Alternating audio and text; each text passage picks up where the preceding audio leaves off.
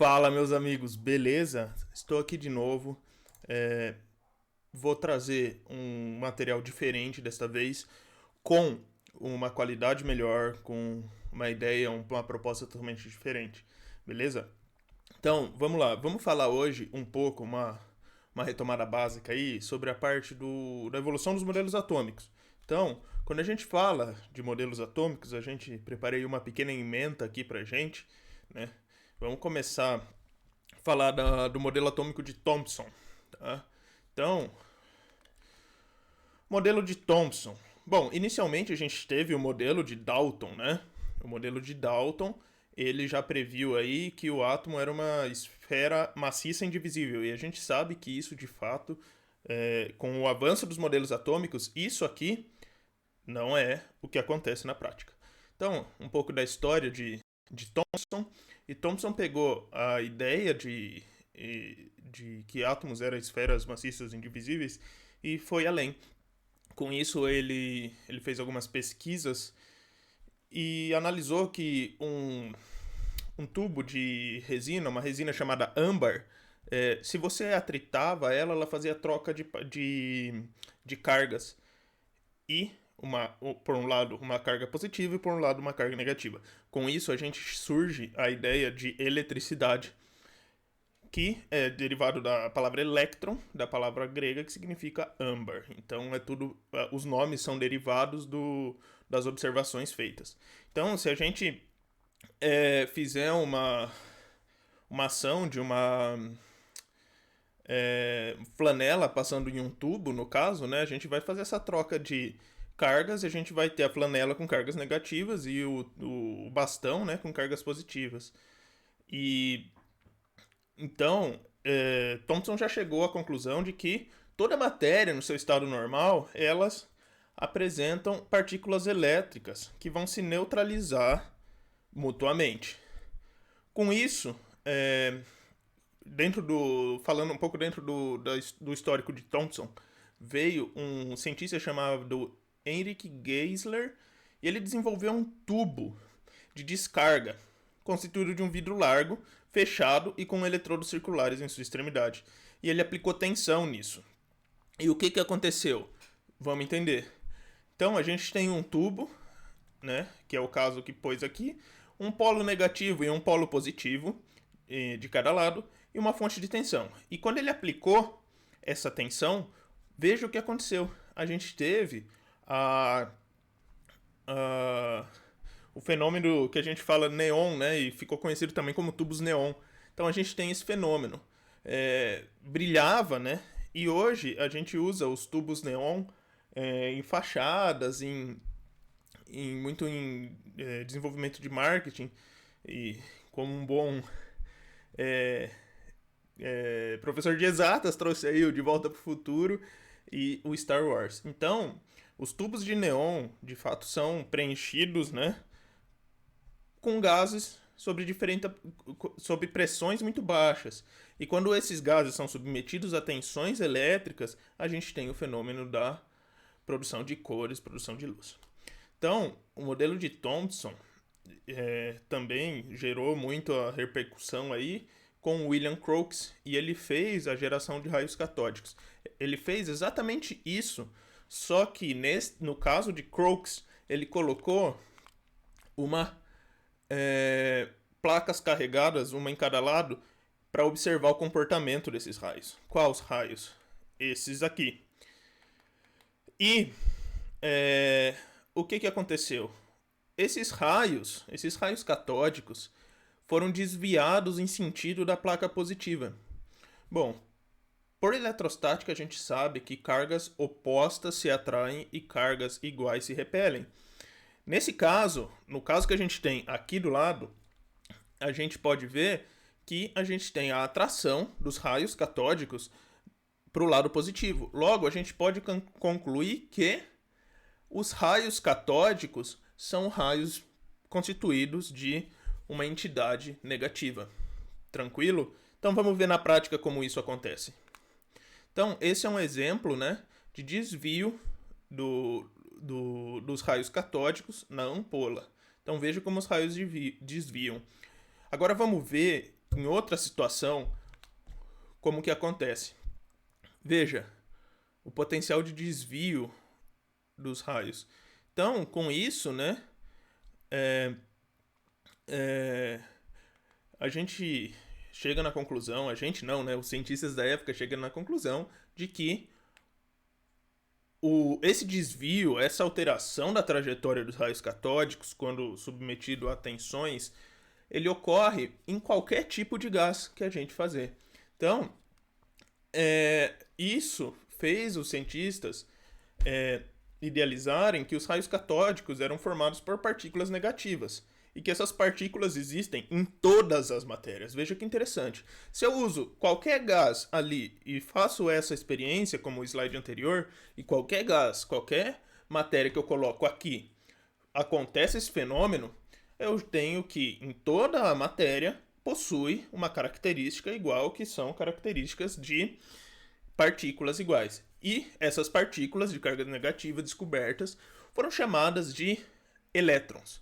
Então, pela primeira vez existiu, né, e foi considerada a ideia de partículas subatômicas, partículas dentro do átomo, que o átomo era formado de partículas. Então, um exemplo disso, né, as TVs, as antigas TVs de tubo, né, elas usam mais ou menos essa ideia de raios catódicos, né, a TV de tubo, ela possui um tubo catódico aí, e submetida a altas tensões, mais ou menos 2000 volts, a gente chega aí com a obtenção da imagem.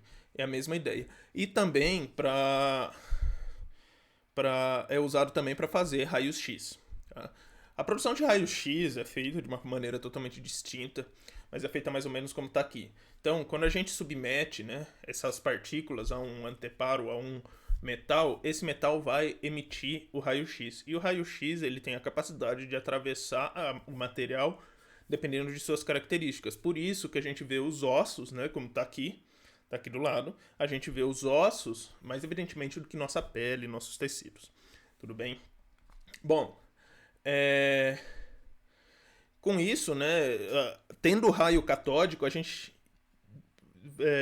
foi aberta, né, a ideia de ter outros possíveis raios, né, e de cargas positivas, já que a gente tem os raios de cargas negativas.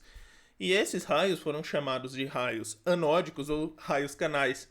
Então, por ter perdido os elétrons, as partículas que formam os raios anódicos são positivas. Ora, hoje a gente já consegue ter um entendimento melhor. Se a gente tem partículas que perdem elétrons, a gente sabe que o núcleo do átomo hoje já é positivo. Então a gente vai ter uma descarga positiva também. A gente vai ter a presença de partículas positivas. Esse é o exemplo de raios canais de raios anódicos. É o contrário do raio catódico. Tranquilo? Bom, gente, quando o gás era o hidrogênio, né? Quando o gás era o hidrogênio, os raios anódicos apresentavam um menor, né, de todos os desvios quando a gente submete ele a campo elétrico ou campo magnético. Da mesma maneira, imaginou a existência de uma segunda partícula. Se a gente tem uma neutralidade atômica e a gente já descobriu uma partícula subatômica chamada de elétron, que é negativa, como que a gente neutraliza esse átomo? Então, essa ideia, a partir dos raios canais, foi desenvolvida em cima da ideia do próton, que tem a carga igual a do elétron, só que com a carga positiva. Beleza? Então, a magnitude é a mesma de cada próton para elétron, só que a carga é invertida. Então, chegamos aí na ideia do modelo de Thomson, na ideia do modelo que muito conhecido nos vestibulares como o modelo pudim de passas, que é esse modelo que a gente está vendo aqui. Então, o modelo proposto por Thomson é o modelo de átomo, que é uma pasta, né, um pudim de cargas positivas recheadas com cargas negativas. E esse recheio, essa pasta com esse recheio garantia a neutralidade do átomo. Então a gente começa a reconhecer a natureza elétrica da matéria. Beleza, gente? Outro tópico importante que a gente vai avançar agora que eu vejo que tem muita dificuldade de entendimento é a, a descoberta da radioatividade. A gente tem que, quando a gente fala de evolução de modelo atômico, a gente tem que dar uma pausa e falar um pouco sobre a descoberta de radioatividade. Porque a radioatividade está totalmente ligada com as partículas subatômicas, as partículas presentes no átomo, tá? Então, a descoberta da radioatividade de fato se deu por Henri Becquerel em 1896, quando ele descobriu o elemento químico urânio. Ou seja, ele descobriu um elemento que emitia radiações semelhantes radiações essas às radiações como a gente conhecia como raio-x. Então, esse é Henri Becquerel e esse fenômeno, né, de emissão de raios foi chamado de radioatividade. Beleza? E como todos conhecemos, o casal Curie, Marie Curie e Pierre Curie, descobriram a radioatividade ainda mais forte dentro dos elementos polônio e rádio. Hoje está muito surgiram também, mas está na moda o filme da Netflix da radioatividade da Marie Curie. Recomendo vocês verem que é muito interessante mesmo. Então, Marie Curie e Pierre Curie descobriram dois elementos químicos. Mas, de fato, o que é a radioatividade? Quando temos elementos, átomos estáveis, eles estão estáveis.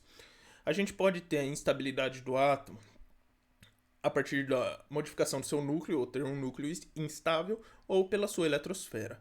Quando a gente faz modificações na eletrosfera, vamos ver mais pra frente, a gente tem formações de íons. Íons, quando a gente mexe na eletrosfera, a gente modifica as propriedades químicas do material. Quando a gente mexe no núcleo, a gente modifica as propriedades físicas. Vamos entender melhor o que é isso. Então, aqui entra um outro pai da atomística, da evolução dos modelos atômicos, Ernest Rutherford. E seus doutorandos, eu sempre lembro de falar isso, seus alunos, que os alunos participam sempre das pesquisas dos seus orientadores, ele verificou que algumas emissões radioativas se subdividiam quando submetidas a um campo elétrico. A mesma ideia que foi feita em cima dos raios catódicos agora está sendo feita na radioatividade. Então ele pegou o elemento polônio, emitiu a radiação em uma diferença de polos, em um campo elétrico, e visualizou que a radiação beta se desviava para um lado, a radiação alfa se desviava para o outro lado e a radiação gama seguia perfeitamente sem nenhum desvio. Mais ou menos assim. Assim, ocorreu o desvio. Então, a gente tem essa bola roxa, é a emissão radioativa, e os raios alfas, se a emissão alfa, ou decaimento alfa, se ele se desviou para o polo negativo, então a gente só pode chegar à conclusão que ele é uma emissão de partículas positivas. E por outra vez, a decaimento beta, ou a emissão beta, ela foi desviada para o lado positivo. Então são partículas negativas. Por sua vez, os raios gama, eles passam direto. Mas mais para frente a gente vai ver que esses raios gama já não são mais partículas. Emissão de partículas, mas sim são ondas eletromagnéticas. Partículas têm massa, onda não. Tranquilo? Vamos lá. Então, qual que é o poder de penetração de cada uma? Veja, no decaimento alfa, a gente tem emissão de partícula. A partícula tem massa e a massa vai ser bloqueada por outra massa. Você não consegue sair correndo, né? Que você é feito de... Imagina que você é uma partícula e você dá de cara com o muro. Você não vai atravessar esse muro. Então, partículas alfa, elas vão ser barradas na nossa pele diretamente ou até mesmo por uma folha de papel. A partícula beta, ela já consegue atravessar nosso tecido. E a partícula gama, veja, ela não a emissão gama, ela não é partícula, ela é raios eletromagnéticos. E conseguem atravessar os ossos e tudo mais, alterar nossa estrutura de DNA e tudo mais. É a radiação mais nociva, tudo bem? Então vamos lá. Se a matéria, algumas questões, né? Se a matéria é eletricamente neutra, seus átomos são obrigatoriamente neutros. Os átomos são a parte da matéria. Então, se a gente tem a saída de partículas elétricas, só vai ser possível isso se os átomos estiverem sofrendo alguma divisão ou fracionamento. Então, atualmente, a radioatividade é muito usada em vários ramos da medicina. Mas, por exemplo, aqui a gente tem um exemplo, tá? Um exemplo de uma radioterapia aplicada, né? Falando um pouco mais claro o que é radioatividade, quando a gente tem elementos de núcleos instáveis, esses elementos tendem a decair, a se transformar em núcleos estáveis. O que modifica a matéria? O núcleo atômico. Se eu modifico o núcleo atômico, se ele decai emitindo partículas alfa, ele vai desestruturar o núcleo e vai se reestruturar de uma maneira diferente para ser um material, um outro átomo. Isso é radioatividade. A radioatividade, o produto da radioatividade, é outro elemento químico. Beleza? A gente vai ver isso mais pra frente na aula de radioatividade. Beleza. Vamos seguir então. Vamos falar agora do modelo atômico de Rutherford. Como que Ernest Rutherford, que nasceu em Nelson, uma cidade da Nova Zelândia. E eu deixo aqui o histórico dele para depois, se vocês quiserem pausar o vídeo e ler, é muito interessante saber o histórico dos cientistas. Ele fez um experimento muito interessante para provar que o átomo ele não é maciço e também ele não é uma pasta, como dito por Thomson. Então, Rutherford fez esse experimento. Ele pegou um bloco de chumbo, direcionou partículas alfa. O que são partículas alfa? São partículas de cargas positivas. Ele direcionou essas partículas de cargas positivas por uma placa de chumbo para centrar. Ele bombardeou uma lâmina de ouro com essas partículas, e colocou um papel fotográfico, um anteparo em volta para identificar essas partículas, o que acontecia. E, para sua surpresa, a maioria das partículas, né, elas atravessavam o material. Algumas batiam e voltavam, e outras desviavam. Ora, como podemos analisar isso?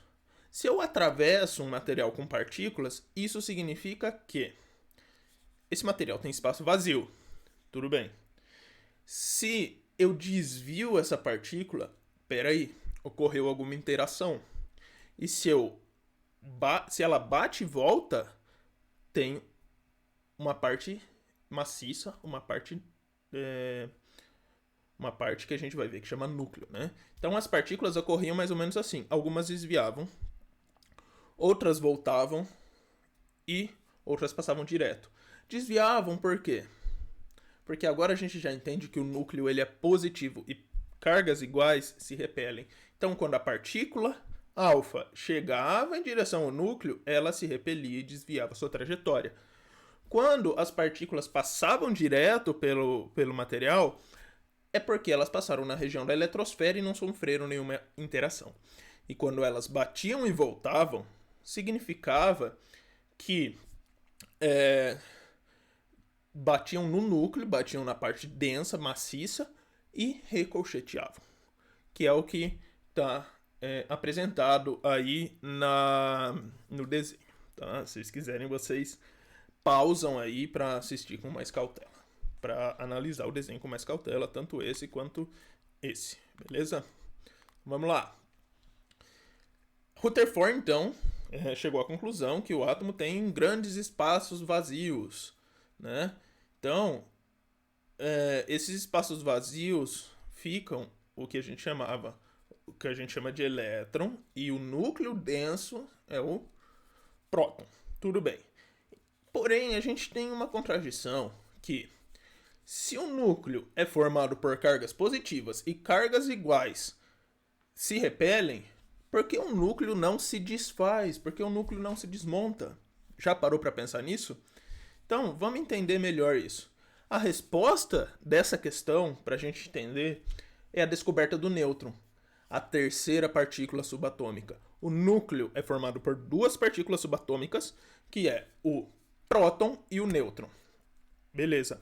O elétron fica na eletrosfera ao redor do núcleo. E como que o núcleo não se desfaz? Os nêutrons, de certa maneira, eles isolam os prótons, evitando as repulsões possíveis dos prótons e o possível desmoronamento do núcleo. E o núcleo atômico vai ser conhecido, né, como essa estrutura.